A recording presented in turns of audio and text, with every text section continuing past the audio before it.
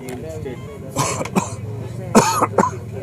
To रकम dairy farm channel. हमें आज पुष्कर मेले में और मैं आज बहुत ही खास इन्फॉर्मेटिव वीडियो को आप लोगों के सामने लाने वाला हूँ। क्योंकि बहुत सारे सवाल आ रहे थे इसके अंदर कि हॉर्सेस पालने के लिए रजिस्ट्रेशन होना है या नहीं, तो हम यहाँ डिटेल बात करेंगे। और जैसे आप लोग देख रहे हैं सामने यहाँ पर बहुत ही ख़ास हम लोगों के साथ में बैठे हुए हैं। तो hello sir, how are you? All well साहब, थैंक यू सो मच। क्या नाम है आपका? रघुवेंद्र सिंह ढूंढलोद। और एक सर यहाँ पर बाजू में है संजीव कुमार जी। आदाब सर, कैसे हो आप?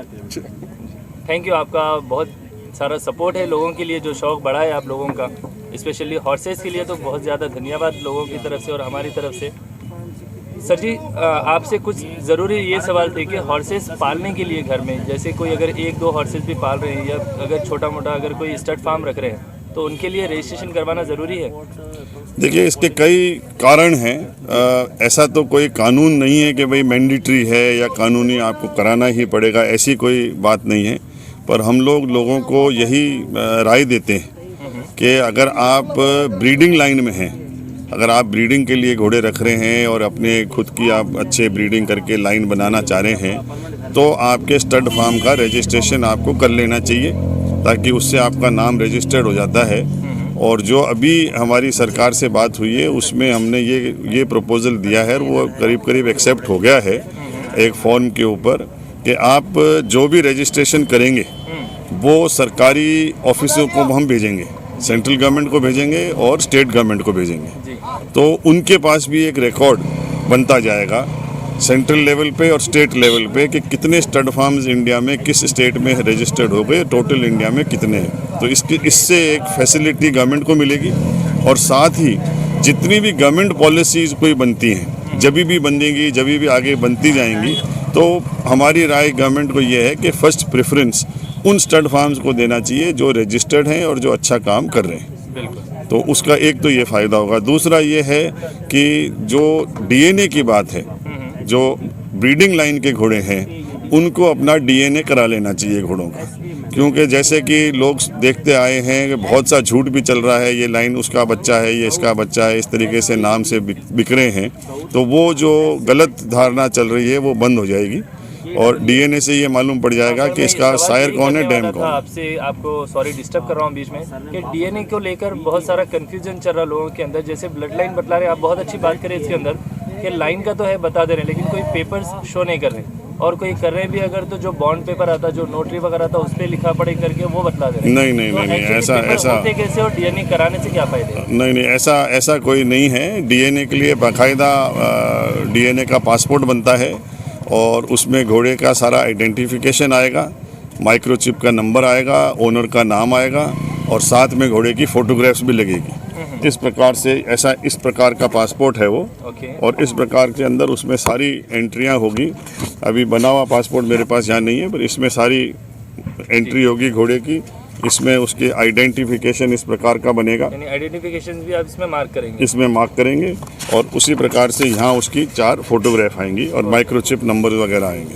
तो ये डॉक्यूमेंट घोड़े के साथ साथ में ही रहना चाहिए और इससे ही प्रूव होता है कि उसका डीएनए हुआ कि नहीं। जब डीएनए हो जाएगा तब जो stud book authority of India Poona में जो है, जो लैब इसका डीएनए टेस्टिंग करती है, उनकी एक स्पेशल छाप लग जाती है उसमें।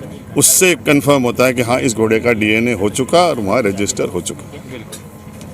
आप पहला चलिए, हम लोग कुछ सवाल है, जैसे एसबी स्टड फार्म के ओनर यहाँ पर सऊद भाई हैं, तो उनके जो डाउट्स हैं, जो मैक्सिमम सभी स्टड फार्म्स जानना भी चाह रहे हैं ये बतलाने के लिए, तो वो हम क्लियर भी करेंगे। सऊद भाई, आपके क्या सवाल है वो सर से पूछिए। सर जी, क्या शो में एंट्री करने के लिए फार्म रजिस्टर्ड होना ज़रूरी है?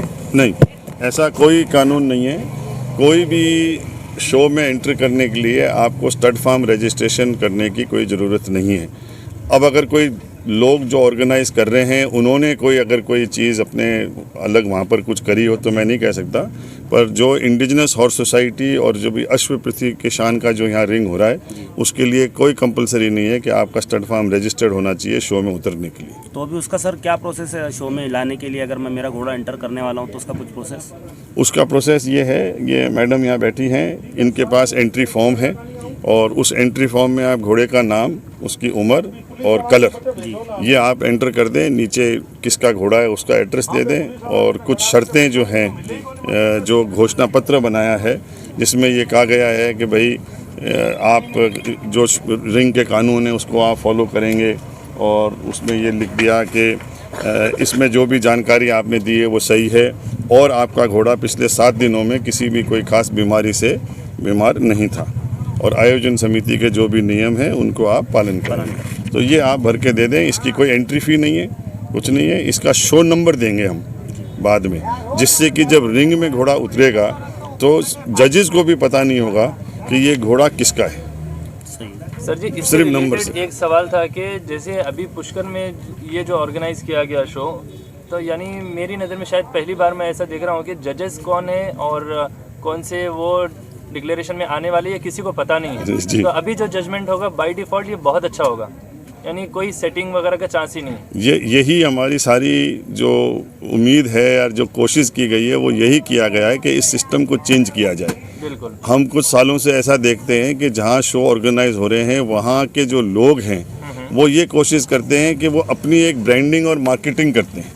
वो शो भी ऑर्गेनाइज कर दिया, अपने घोड़ों को भी उतार लिया और फिर उनको जिता भी दिया और फिर उनके बच्चों को बेचने की और अपनी प्राइसिंग की बात करते हैं। इसलिए हमने ये सिस्टम किया है कि आयोजन समिति का जो भी मेंबर हैं वो अपना घोड़ा इस रिंग में कहीं नहीं उतारेंगे, बहुत शानदार। और जो भी जज हैं वो अपना घोड़ा इस रिंग में नहीं उतारेंगे। और अगर कोई, जैसे किसी ने कहा कि भाई मैं इस रिंग की प्राइस दे रहा हूँ, अगर वो प्राइस दिए उसने तो वो भी उस रिंग के अंदर अपना घोड़ा नहीं उतार सकता।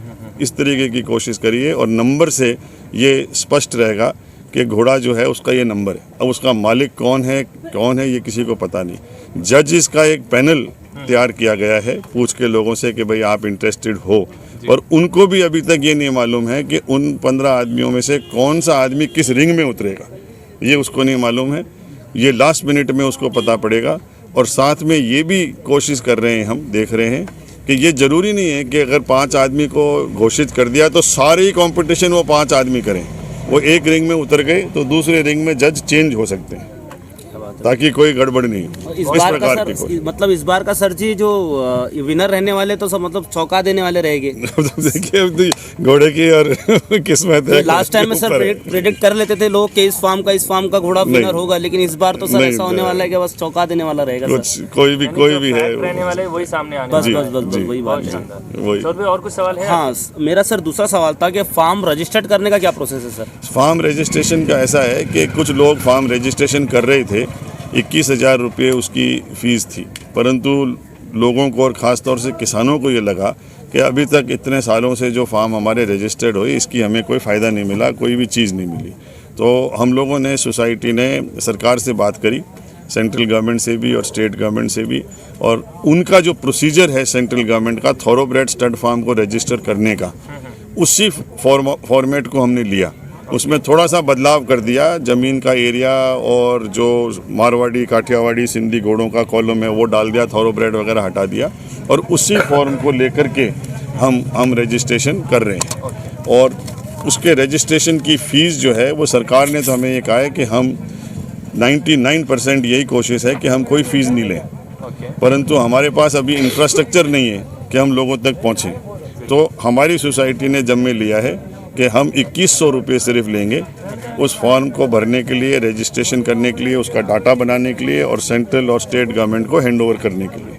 तो वो हमारा काम इस वक्त यहाँ चल रहा है। इसमें एक छोटा सा ये सवाल था, अगर किसी के पास हॉर्सेस अभी अवेलेबल नहीं है लेकिन उनका फार्म है, क्या वो लोग अपने नाम से रजिस्ट्रेशन करवा सकेंगे? नहीं, ये थोड़ा सा टेक्निकल इश्यू है, क्योंकि उस कॉलम में एक जगह लिखा हुआ है कि आपके पास कितने घोड़े हैं जी, उसकी एंट्री उसको करनी पड़ेगी।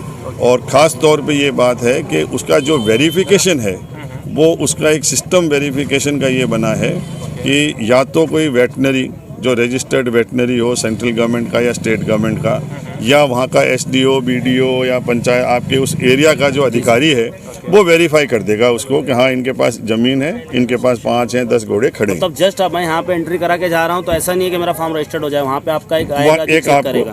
आपको नहीं, आप ही करा देंगे। आप फॉर्म ले जाइए, आप अपने, हाँ आप अपना वहाँ पर अटेस्ट करवा लीजिए किसी से भी अधिकारी से, और आपकी ज़मीन का एक जमाबंदी या कुछ लगा दीजिए साथ में और भेज दीजिए। हमारे पास, बस इतना सा उसमें। Okay sir. सर ये मेरा बहुत दूसरा बढ़िया सवाल ये था कि अगर अपने को शो के लिए अगर कोई मेरा कोई कोल्ट या फिली तैयार करना है तो आगे चल के वो शो के अंदर में कोई ना कोई स्कोर या कोई ना कोई पोजीशन लाए, उसके लिए सर क्या पॉइंट ज़रूरी है देखिए, इनके हाँ, बच्चे में देखने के मैं लिए? आपको यही बता रहा था, अभी हम इसको आज बनवाएंगे। देखिए, ये एक मारवाड़ी ब्रीड का एक स्टैंडर्ड सा बनाया हमने, इसको हिंदी में ट्रांसलेट किया है ताकि सब लोग समझ सकें। इसके अंदर हमने सारे पॉइंट्स दिए हैं कि क्या क्या ब्रीड में क्या होना चाहिए, घोड़े के कॉन्फर्मेशन में क्या होना चाहिए, और ये सारी चीज़ें इसमें लिखी हुई हैं। अब हम इसको आज फाइनल करके और इसका हम एक फ्लैक्स बना के यहाँ भी लगा देंगे रिंग से पहले, और रिंग के आसपास भी लगा देंगे, ताकि हर आदमी इसको पढ़ करके ये समझ सकता है कि भाई इस प्रकार का मेरे को घोड़ा तैयार करना है। और उसको भी मालूम हो। और जजेस की हम 15 तारीख को एक उनकी क्लास भी लेंगे, उनके साथ बैठेंगे, विचार विमर्श करेंगे, और उनको भी ये बात दिखाएंगे कि अपना जो ब्रीड स्टैंडर्ड है वो ये है, ताकि आपको भी ध्यान होना चाहिए कि मेरे को इन पॉइंट्स के ऊपर घोड़े को जज करना है। सर एक बात आपसे ज़रूरी ये थी कि अगर पुष्कर के अलावा आप लोगों से कांटेक्ट करना है तो कैसे करें, यानी आपका ऑफिस कहाँ पर है या आपका क्या कांटेक्ट? देखिए, जो हमारा सोसाइटी का ऑफिस है वो भारतीय अश्व संस्था अपन हिंदी में कहते हैं, और वैसे है वो indigenous horse society of India. ये रजिस्टर्ड ऑफिस इसका जयपुर में है, और हमारे जो मोबाइल नंबर हैं वो है 9829012176 और 9829212176। सर मेरा एक और इम्पोर्टेंट सवाल था, क्या मैं अगर कोई ऑस्ट्रेलियन या मेयर जो तैयार कर रहा हूँ, क्वालिटी भी मुझे मिल गई, हर चीज़ मिल गई, तो उसके लिए क्या मुझे फूड और सप्लीमेंट देना ज़रूरी है सर? नहीं, ऐसी मैं तो नहीं मानता हूँ कि 100% ज़रूरी है, बट हाँ, अब इंडिया में बहुत सी चीज़ें सप्लीमेंट और बहुत सी अच्छी चीज़ें उपलब्ध भी हैं। तो ये डिपेंड करता है कि आपके घोड़े को क्या सूट कर रहा है। तो मतलब जैसे जो मार्केटिंग है वो तो यही कहेंगे कि भाई ये तो हर घोड़े को सूट करे, वो तो यही कहेंगे भाई हर घोड़े को सूट, पर आपको पहले उनसे थोड़ा सैंपल लेके आपको अपने घोड़े को दे करके आपको देख लेना चाहिए कि हाँ इससे फ़र्क पड़ रहा है, देन आप उस प्रोडक्ट को यूज़ करें। वरना आपने एक प्रोडक्ट डाल दिया, फिर 1 महीने बाद आपने दूसरा प्रोडक्ट ले लिया, तीसरा ले लिया, तो वो घोड़े के लिए वो ठीक नहीं, वो मैचिंग जो सूट होगा वो आप लें और वो दें। अब तो बहुत सी फैसिलिटी मिलने लग गई अपने यहाँ। और सर मोस्ट इम्पोर्टेंट सवाल है सर, जो आज के पीरियड में सबसे ज़्यादा का चर्चा का विषय बना हुआ है सर, कि डीएनए के ताल्लुक से आपका क्या बोलना है? अभी हर कोई कह देता सर कि ये लाइन का, ये लाइन का है सर। देखिए 2016 से, वैसे तो करीबन मैं आपको अगर ईमानदारी से कहूँ तो मेरे ख्याल से 1997 से हम लोग स्टड बुक से और महालक्ष्मी रेस कोर्स से सबसे हम लोग बात करते आ रहे हैं, पर उन्होंने एक्सेप्ट नहीं किया कि नहीं हम देसी घोड़ों के बारे में हम लोग कुछ नहीं करना चाहते हैं, हमारा काम नहीं है। परंतु अभी 2016 में हमने उनके साथ मीटिंग करके और कन्विंस किया उनको, और उन्होंने हमारी बात को माना। और हमारा सिर्फ उनसे यही कहना था कि सारी मेहनत हम करेंगे, पर टेस्टिंग फैसिलिटी जो है वो इंडिया में सिर्फ उनके पास है। वो सिर्फ एक ही इंटरनेशनल अप्रूव्ड लैब है डीएनए टेस्टिंग के लिए, बाकी सरकार के पास भी आज की तारीख में फैसिलिटी नहीं है। और इसलिए हमने उनसे अप्रोच किया, उन्होंने एक्सेप्ट किया, और 2016 से हम डीएनए के पासपोर्ट बना रहे हैं। पासपोर्ट बना देते हैं, माइक्रोचिपिंग कर देते हैं, टेस्टिंग के लिए उनके पास जाता है। जो वो टेस्ट करते हैं उसकी रिपोर्ट वो ही रखते हैं, वो हमारे से रिपोर्ट शेयर नहीं करते, ना हमारे से ना ओनर से, वो उन्हीं की रहती है प्रॉपर्टी, रिपोर्ट जो है वो उनकी है। बाकी वो किसी और से भी शेयर नहीं कर सकते। मतलब दूसरा कोई चले जाए कि साहब मेरे को आप टेस्ट करके बता दो, वो नहीं करेंगे। हम यहाँ से अगर दूसरा पासपोर्ट भेजेंगे कि साहब इस घोड़े का फलाने घोड़े से आप टेस्टिंग कर लीजिए, तो वो टेस्ट करके आपको येस नो का जवाब दे देंगे कि ये मिला कि येस, हाँ, बस वो ये बता देंगे मैचिंग हो गई कि नहीं हुई, वो बता देंगे। तो इसका प्रोसेस क्या है सर? डीएनए का प्रोसेस क्या है? डीएनए का ये है, अभी यहाँ पुष्कर में भी हमने कैंप लगा रखा है, और जहाँ दूसरे स्टेटों में भी अगर 10-15 घोड़े कहीं एक जगह इकट्ठे हो जाते हैं तो डॉक्टर साहब हमारे खुद वहाँ जाएंगे, और खुद वहाँ जाकर के वहाँ पर उनका डीएनए, एक घोड़े पे 15-20 मिनट लगते हैं, 15-20 मिनट में वो सारा डीएनए का प्रोसेस कंप्लीट करके, मोस्ट इम्पॉर्टेंट डीएनए की इशू जो है वो आल के बाल, जो मेन के बाल हैं वो बाल निकाले जाते हैं खींच करके, जिसके उसका सफ़ेद फरोलिक उसमें दिखे, और वो एक लिफाफे में हम सील कर देते हैं। उसको बंद ओनर के सामने करके हम सील करके साइन ले लेते हैं। अगर वो लिफाफा लैब में खुला मिला तो वो रिजेक्ट कर देते हैं, उसका मतलब है किसी ने कोई बदल दिया, कुछ कर दिया तो वो रिजेक्ट हो जाएगा। वो सील्ड ही लिफाफा उनके सामने सील होता है और वो सील्ड लिफाफा ही वो ही एक्सेप्ट करेंगे। ये हमारा सिस्टम है और कम से कम 40 दिन लगते हैं उनको टेस्टिंग के प्रोसेस में। अगर ज़्यादा भीड़ नहीं होती है तो जल्दी कर लेते हैं और फिर वहाँ से जब हो जाता है तो वो एक स्पेशल स्टैंप लगाते हैं जिससे ये प्रूव कर देते हैं कि हाँ इस घोड़े को डीएनए हो चुका और उसमें एंट्री हो जाती है कि डीएनए मैच कर गया या नहीं किया।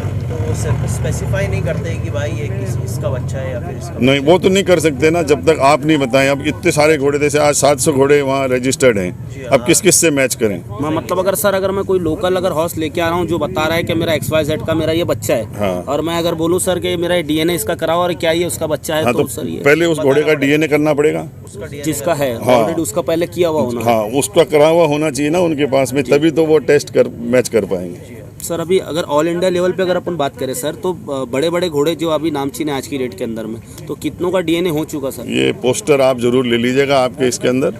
जितने भी नामचीन घोड़े अभी तक मैंने इसके अंदर डाले हैं, पंजाब में करीबन 25 हो चुके, राजस्थान में 25 हो चुके, हरियाणा में हो चुके, अब गुजरात और महाराष्ट्र का नंबर है। मतलब जितने में अवेलेबल है ये सब नहीं, ये सब नामचीन डाले, उनके नाम डाले। वैसे तो करीबन 700 के आसपास हो गए। जैसा कोई बोलता है कि अगर ये प्रभात का बच्चा है और प्रभात का नाम उस पर अवेलेबल है, तो मतलब मैं उसका डीएनए बच्चे का भेज सकता हूँ कि वो है या नहीं? बिल्कुल बिल्कुल, यस और नो? यस बिल्कुल, आप भेज सकते हैं, वो टेस्टिंग हो जाएगी। सर डीएनए के क्या चार्जेस रहेंगे? क्या देखिए, डीएनए के चार्जेस अभी तक जो चल रहा था वो थे 9,018 रुपये, ओके, और उसमें से 6,018 रुपये तो लैब के चार्ज हैं, वो तो वहाँ लैब में लेते हैं वो लोग, और 1,500 हमारे जो सोसाइटी के वेट हैं उनके चार्जेस हैं, 1,000 रुपये सोसाइटी के हैं अपने खर्चों के हिसाब से, और 500 रुपये हमने उसमें ऐड किए थे ट्रैवलिंग के, क्योंकि जाना पड़ता है उनके फार्म वगैरह पे इसमें। तो यूँ मिला करके हमने 9,018 था। परंतु अभी मेरे को थोड़ा ऐसी स्थिति बन गई है कि कुछ सोसाइटीज़ ने उनको अप्रोच किया है कि हम भी डीएनए कर देंगे और हमारे को भी करना है, तो उन्होंने कल परसों ही हमारे को एक चिट्ठी भेजी है और उसमें इन्होंने रेटें बढ़ा दी। अभी क्या है कि थोरोब्रेड इंडस्ट्री की पोजीशन बहुत डाउन है, रेस कोर्सेज बंद हैं, तो उनकी इनकम में भी वहाँ प्रॉब्लम चल रही है, मुझे ऐसा लग रहा है पर्सनली। तो अब उन्होंने ये लिखा है कि नहीं, हम थोरोब्रेड के बराबर की ही रेट इंडिजिनस घोड़ों से लेंगे। तो अब उसका ये मतलब हो गया, उन्होंने 2,000 रुपये बढ़ा दिए। अब 6,018 को 6,000 रुपये जैसे थे, उन्होंने उसको 9,440 विद जीएसटी कर दिया। तो अब जब 9,440 हो गए, वेट का खर्चा उसमें जुड़ गया, तो ये तो 10-11 हज़ार रुपये का मामला बन गया, 12,000 का मामला बन गया। तो अभी भी हमने उनको लिखा है, उन्होंने तो हमें ये कहा है कि 1 दिसंबर से ही ये बढ़ा दिए। हमने उनको लिखा है, दिसंबर वाला मामला समझ में नहीं आया, या तो आप 1 जनवरी से बढ़ाएं या 1 मार्च से बनाएं, जो फाइनेंशियल ईयर होता है, ये लिख के भेजा है। तो ये अब पता नहीं है क्या है कि थोड़ी बहुत पॉलिटिक्स इधर उधर लोगों की चलती है कि डीएनए नहीं हो सकता है कुछ बड़े स्टड फार्म वालों ने अप्रोच किया हो कि साहब रेट बढ़ा दी जाए, ये कर दिया जाए, ऐसा कुछ लग रहा है मुझे। और सर जी ये आपका अगर मैं फ़र्ज़ करो सर, मैं महाराष्ट्र औरंगाबाद से बिलोंग करता हूँ, अगर मुझे मेरे घोड़े का डीएनए कराना है तो क्या सर मैं आपको अगर कॉल करूँ तो आपका आदमी आ जाएगा? जी, हमारे पैनल वेट हैं, वो आ जाएंगे। और जो चार्जेस में उसमें कम ज़्यादा कुछ ट्रैवलिंग नहीं, वो ट्रैवलिंग वो लेंगे हम आपसे। अगर देखिए, अगर एक ही स्टड फार्म में 1-2 ही घोड़े हैं, जी, तब तो देखिए उनका चार्जेस ज़्यादा होगा, पर अगर एक ही जगह में हमको 10-12 घोड़े मिल जाते हैं तो फिर ईजी पड़ जाता है, वो बढ़ जाता है 500 रुपये के हिसाब से, तो फिर वो हमारा खर्चा इनका जो है भेजने का वो निकल जाता है। बिल्कुल सर, ये हमारी कोशिश है। और पैनल वेट ही करते हैं, हर कोई वेट नहीं कर सकता, जो ट्रेंड है, जिनको मालूम है, वो ही कर सकता है। पैनल वेट का अप्रूवल स्टड बुक अथॉरिटी ही करती है। जैसे डॉक्टर्स हैं आपके पास यहाँ? ये डॉक्टर गुरविंदर हैं। डॉक्टर साहब जरा आप इधर देखेंगे, जरा मास्क हटाएंगे, आपकी तस्वीर दिख जाए।